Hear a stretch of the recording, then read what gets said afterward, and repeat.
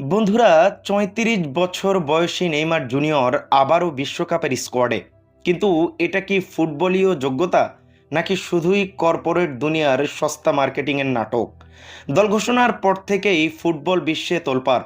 বিখ্যাত ফুটবল বিশ্লেষক মাউরো সেজার তো সরাসরি বলেই দিয়েছেন, নেইমার এখন আর আগের মতো মাঠ কাঁপানো ফুটবলার নেই। ওকে দলে নেওয়া হয়েছে স্রেফ প্রভাব খাটিয়ে, গায়ের জোরে। তার দাবি, গত সোমবার বিশ্ববাসী যা দেখেছে তা সস্তা মার্কেটিং ছাড়া আর কিছুই নয়। সমালোচকরা যখন বলেছেন নেইমারকে নিয়ে ব্রাজিল যেন সেই ২০১৪ সালেই পড়ে আছে, ঠিক তখনই বোমা ফাটালেন খোদ নেইমার।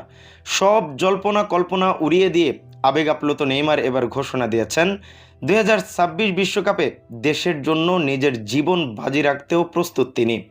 কোচ আনচেলত্তিও স্পষ্ট করেছেন, নেইমারকে কোনো শোপিস হিসাবে নেওয়া হয়নি। একদিকে গায়ের জোরে দলে রাখার তীব্র সমালোচনা, অন্যদিকে নেইমারের ক্যারিয়ারের শেষ বিশ্বকাপ ঘুচানোর মরণপণ লড়াই।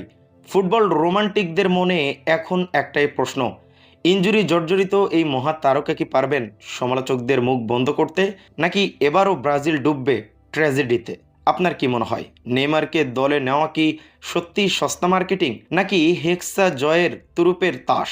কমেন্ট করে আপনার মতামত জানান এখনই। আর ফুটবলের এসব গরম খবরের জন্য আমাদের চ্যানেলটি সাবস্ক্রাইব করে রাখবেন।